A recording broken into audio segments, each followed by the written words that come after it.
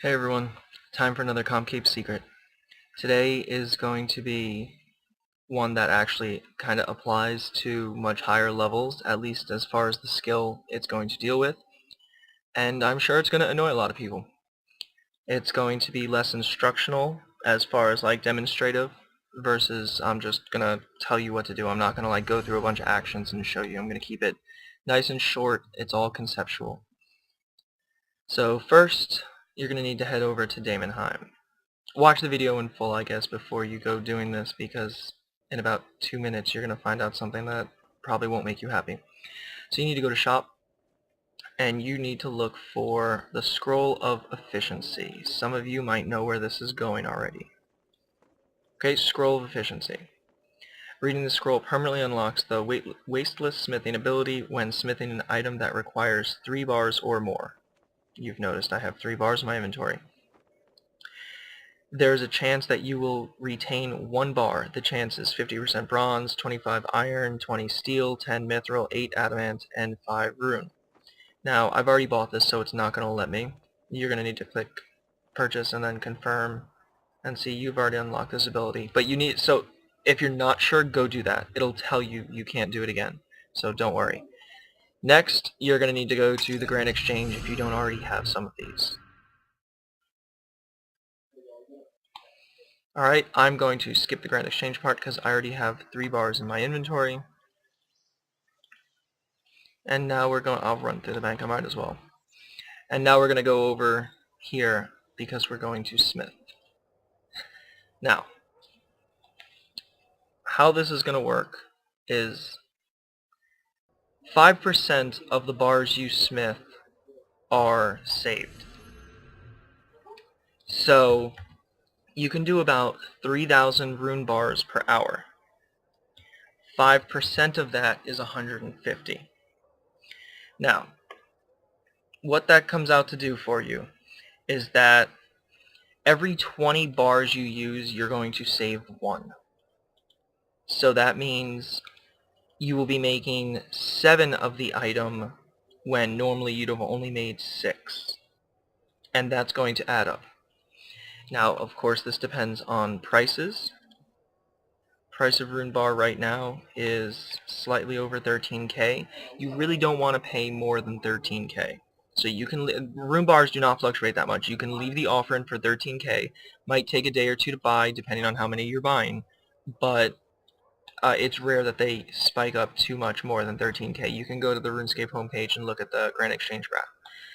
So you'll click the anvil. You can actually get your screen turned a certain ways that it's about right here, that you can click on the booth and then you'll be able to click on the anvil, and it's going to be rune legs.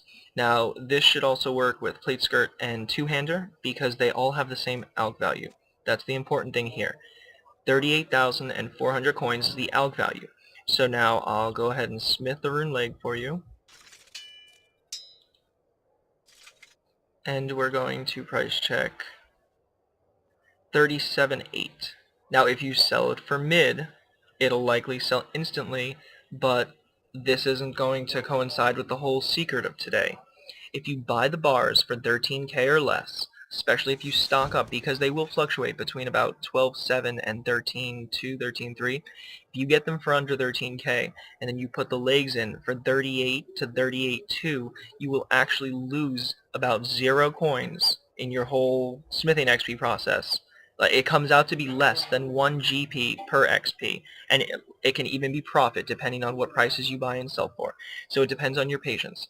This is not something for people of lower level, obviously, because you require 99 smithing to make the rune legs. You can pot to them with Dwarven Stout Mature, or even a regular one if you're 98, but that's going to cost you extra money. The whole point here is that you don't lose and you possibly make money making rune legs even when you buy the rune bars. You need Scroll of Efficiency, and this also isn't for people with low cash stacks.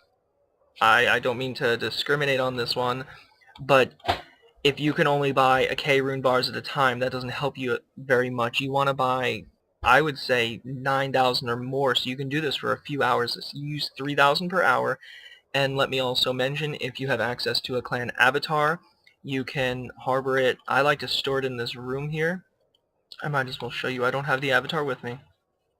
But you go in the room here, you climb down the stairs, you give it like a second or two, and then you're going to say call. Sup bot? I don't know if he's actually a bot, probably. Someone actually commented on, well, commented directly to me. I don't think they left a comment on me, on my video, that I like recorded them in my video because there was someone running past. Anyway, yeah, who knows what he's doing in here. You call the follower while you're down here, then you come back up top, and you're going to stand right over here by the bush. Okay, then the avatar will pop up over here, and I like to close the door, but it really doesn't make a difference. I've had people try opening the door to let it out. It's pretty funny. So anyway, you go, oh no, we're not going to click that. But you're going to go to this bank booth right here, and you get your camera turned about like this. And then you can click the anvil and run back and forth. Now the reason I mentioned the avatar is because you make the same, you see the bank still. You make the same amount per hour with or without a yak. Some people tell me if you try hard, no. If you're doing plate bodies, it makes a difference. When you're doing legs, you spend more time smithing, and it works out the exact same. People have tried to argue with me about this. Argue all you want. I've done it myself. I've timed it many times. I've proven it. It's the same thing with or without yak. It's much more convenient to do without yak. So I guess I kind of apologize to anyone who I've upset, because this a lot of people have considered a secret for a while. And for those of you that are able to do it and didn't know about it previously, I hope you enjoy, and I'll see you next week.